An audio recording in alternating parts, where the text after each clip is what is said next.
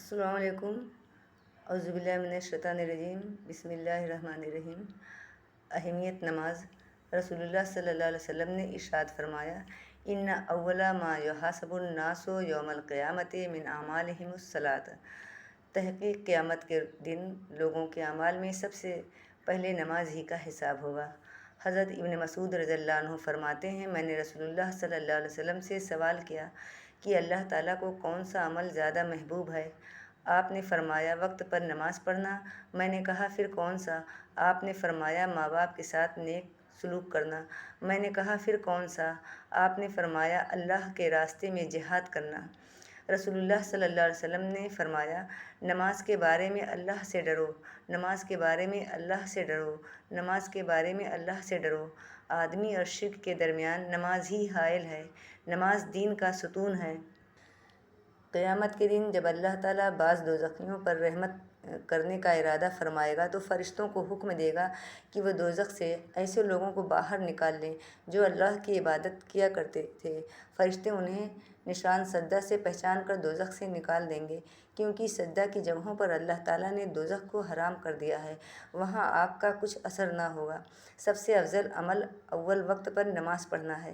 جب آدمی نماز کے لیے کھڑا ہوتا ہے تو رحمت الہی اس کی طرف متوجہ ہو جاتی ہے۔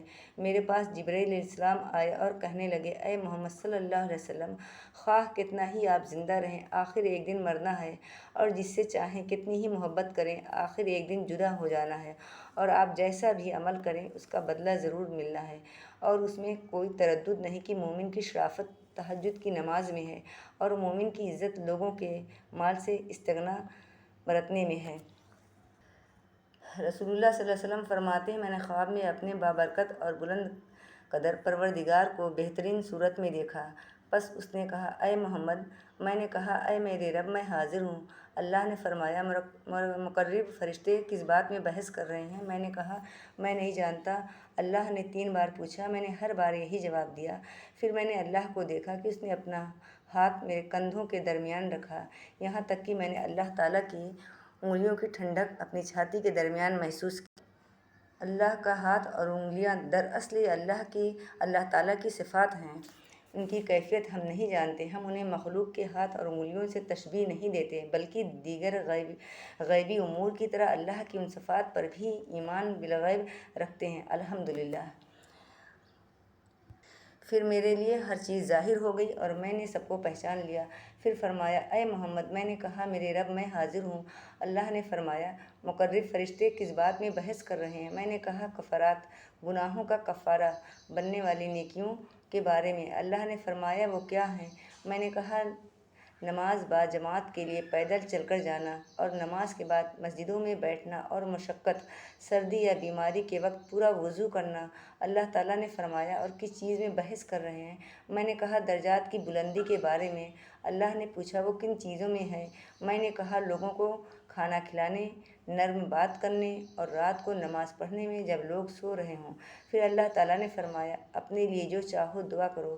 رسول اللہ صلی اللہ علیہ وسلم نے فرمایا کہ پھر میں نے یہ دعا کی، اللہم انی اسألک فعل الخیرات وترک المنکرات وحب المساکین وان تغفر لی وترحمنی واذا اردت فتنة فی قوم فتوفنی غیر مفتون واسألک حبک وحب من تحبک وحب عمل یقرب الی حبک۔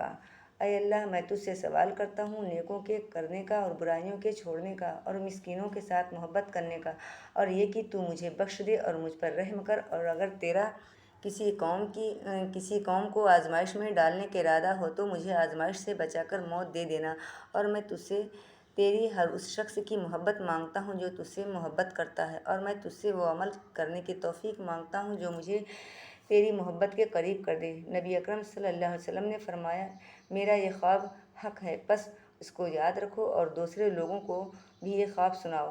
رسول اللہ صلی اللہ علیہ وسلم نے فرمایا، جس نے صبح کی نماز پڑھی وہ اللہ کی حفاظت میں ہے، پس اللہ تعالیٰ تم سے اپنی حفاظت کے بارے میں کسی چیز کا مطالبہ نہ کرے، اس لیے کہ جس سے وہ یہ مطالبہ کرے یقیناً اس کو اپنی گرفت میں لے کر منہ کے بل جہنم میں پھینک دے گا۔